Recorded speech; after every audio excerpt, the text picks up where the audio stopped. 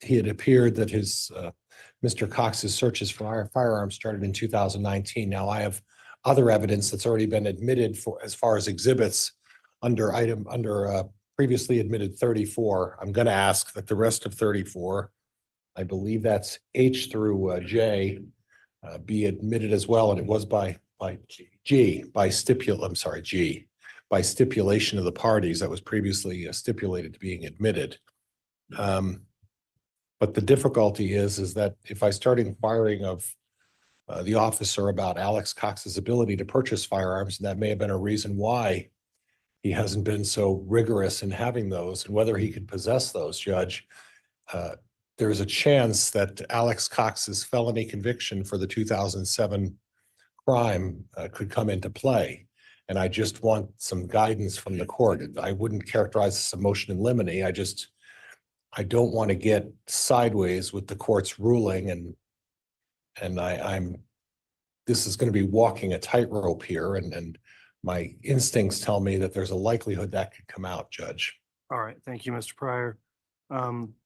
What's the response to the state? And the court will note I previously entered a ruling that the 2007 apparently felony case or conviction involving Alex Cox and Joe Ryan was irrelevant in this case.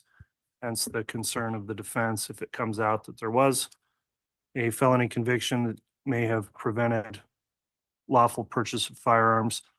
I don't have that information before me, but if it's an appropriate area of cross, it may come in. So how does the state respond? Your Honor, the state still sees the situation the exact same. The 2007 event is still very attenuated by time. It's the state's understanding that there was a withheld judgment, and as such, Mr. Cox was able to legally purchase firearms. And so I don't know how that would affect anything related to this case. If he was able to legally purchase the firearms, and honestly, even if he wasn't able to, I don't know that that would make a difference when it comes to bringing in a 2007 event. Again, the state's understanding is he was able to legally purchase those firearms. And so we believe that the standing or the ruling from the court before under Rule 401 and 403 should stand. It's too attenuated by time to be relevant to this case. Judge, in response, I guess my concern is not necessarily openly pursuing that, because you already told me I can't. My concern is that if I ask this witness, is there anything that was preventing Alex Cox from purchasing firearms prior to 2019? If this officer testifies, and I guess if someone wants to let him know and say, no, I don't know anything about it, I guess that solves the problem. But at this point, I don't know what the officer's going to say. If he says, I don't know, I guess the inquiry's over, isn't it? Well, it may be. And so on the issue, first I'll note under the State versus Ochoa case 169-903, the court has broad discretion to admit or exclude evidence, and I have to consider under 401 and 403 what's relevant in a balancing test. I've done that previously as it relates to just sua sponte bringing up this 2007 conviction. I would note, however, though, that if there is a proper line of inquiry on cross that goes back to that time frame, then there may well be a relevance if part of the state's allegation was that the time frame of firearm purchases started at a certain time. I don't have any idea what this witness, Detective Considas, may or may not know about Alex Cox's previous criminal history, whether there was a felony conviction, a withheld judgment, when that would have occurred, when he may or may not have been prohibited from purchasing firearms, but it could well be relevant to the issue at hand. What I would rule here is a narrowing instruction that if the matter comes up and you want to inquire, Mr. Pryor, you can just ask in general terms if you're aware if Alex Cox did have a felony conviction that prevented him from purchasing firearms, but not go into the details about who the victim was or what the conviction would have been, and if he knows a history of whether the felony resulted in a withheld judgment or whether Alex Cox had any sort of lawful prohibition against purchasing firearms. So as far as keeping it general, if it goes there and he knows I would permit that. Otherwise, if he doesn't know, then again, the topic I've already ruled would not be relevant for trial. So that's how we'll proceed, with just a limiting instruction that you could inquire, but not in detail about who the victim may have been. And Judge, I just want to make it clear that I'm permitted then to ask this officer whether or not he's familiar, if at any time there was anything preventing Alex Cox prior to 2019 from purchasing firearms, or was there any felony conviction? Is that where the court will allow me to go? I would permit that. I think that may Thank be you, a Judge. relevant line of inquiry. So that'll be the court's ruling on the matter. I will deem that to be a motion in limine ruling. With that concluded, then we can have the detective return to the courtroom and the jurors brought in, please.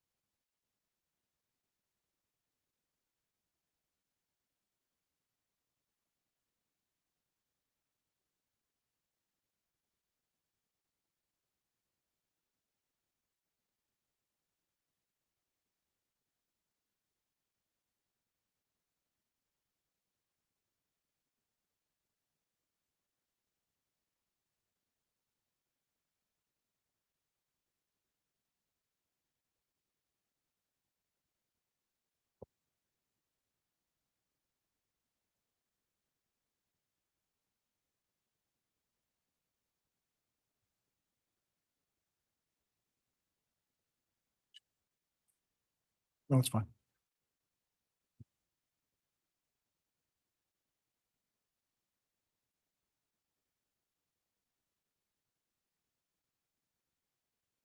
All right.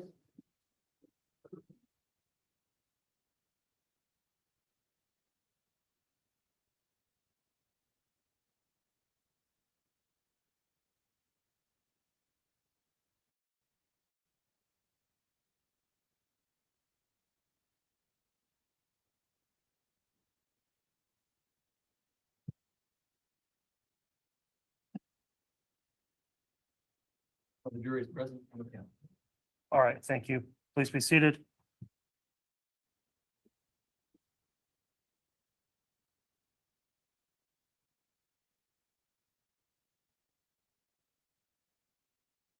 We have concluded the lunch recess. Detective Considas is on the stand, continuing in direct examination.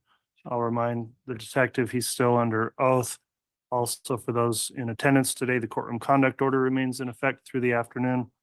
We'll continue at this time then with additional direct examination. Mr. Wood. Your Honor, the state has no further questions for this witness at this time. Okay, then Mr. Pryor, cross-examination.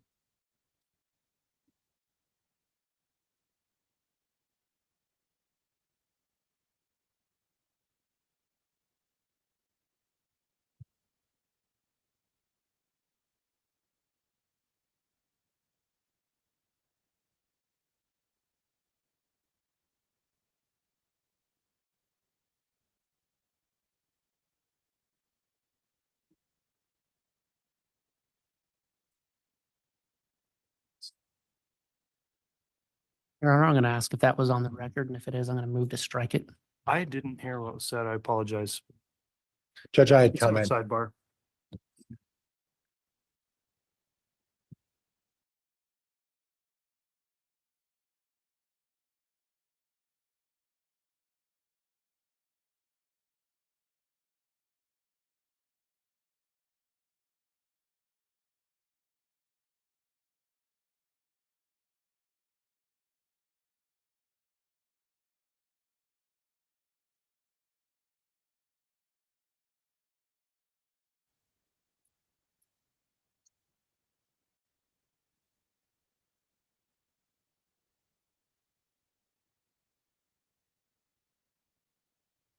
If you could just bear with me, Detective, I apologize for.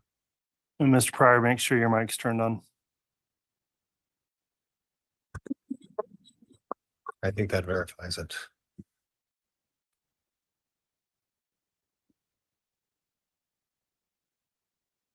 So Detective, I'm going to bounce around a little bit. Do you mind? No. Okay. By all indications of what you've testified today, it appears that Alex Cox and Lori Vallow had a very close relationship. Is that fair? Yes, Okay. They shared multiple accounts, and by your count, how many accounts did they share together? I believe it was just that one Barclays credit card account. Oh, I was under the impression there were a couple of bank accounts that they shared together in addition to credit cards. Is that right? Do you need to refresh your recollection? Yes, please. By whatever it takes. Do you have your book up there? Mr. Wood has it. No, I We'll can't. have the bailiff deliver those exhibits to the witness, please. Take whatever time you need, officer, as well, okay?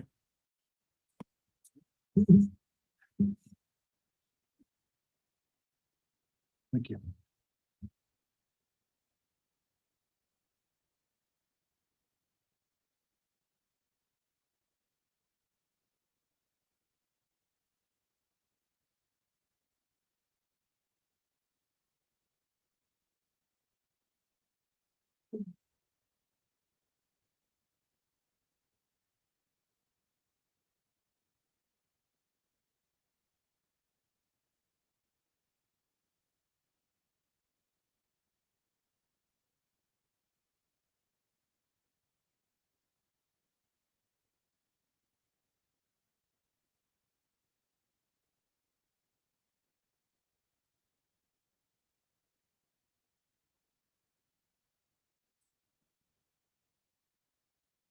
I believe I can recollect that there's only the one account, the Barclays credit card that she was on Alex's account. And was Alex on any of her accounts? I don't believe so. Okay, I may have misunderstood your testimony then. Now, you went over a timeline, and I think it was 303 was the timeline. Do you recall that? Yes, If I could. And please indicate what you're publishing there, Mr. Pryor. I think it's 303, Judge. The exhibit, Mr. Wood.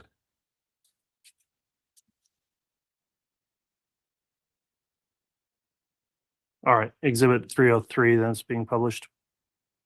Try to get that where we are here. Okay. So I'm looking at 303. And it talks about Chad Daybell and Lori Vallow met in 2018. Correct? correct. Okay, and then there was a flight to Mesa, Arizona on 1/6 of 2019.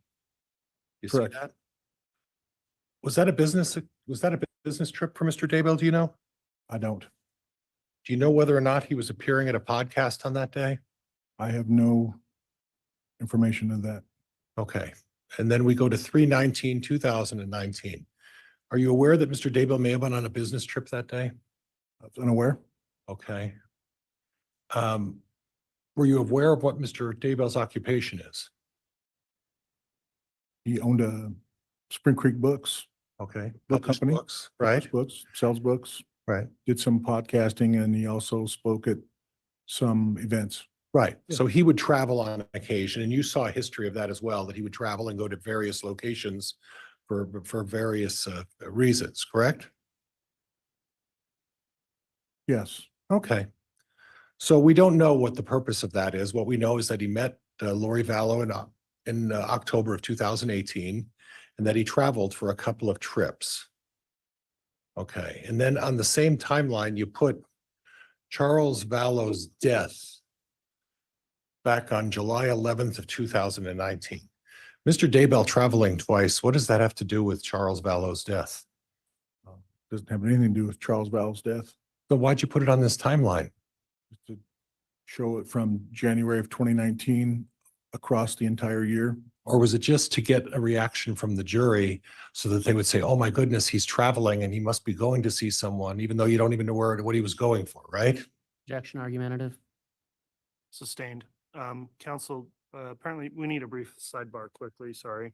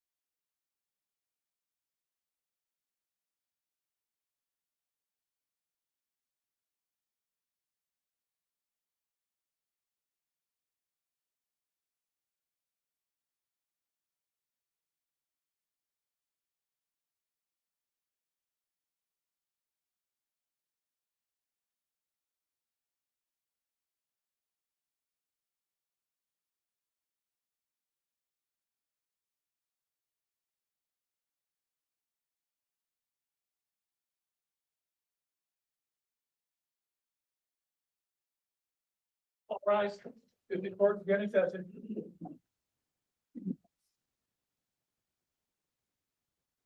All right, thank you. Please be seated.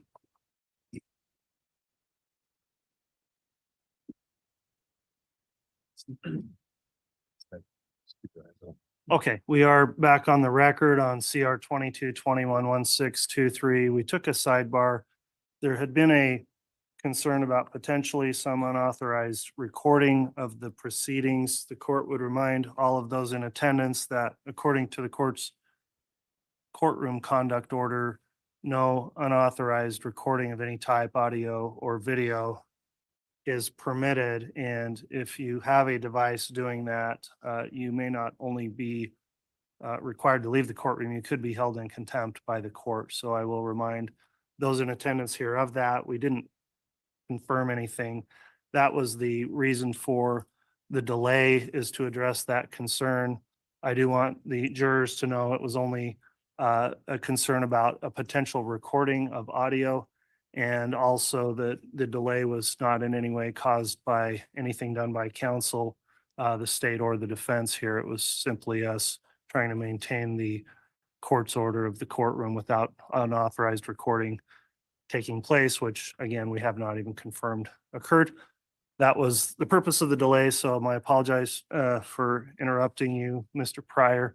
If you'd like to get on with your cross-examination at this point, then you may continue. And could I inquire the last question, just so I know where I was?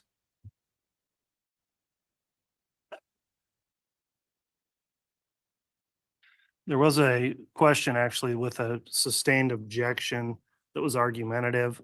And so I think if you just want to start over on a new Okay. question, you were talking about the 2019 timeline. So if I understand on the timeline of 2019, the purpose is to show contact between Chad Daybell and Lori Vallow? Well, it shows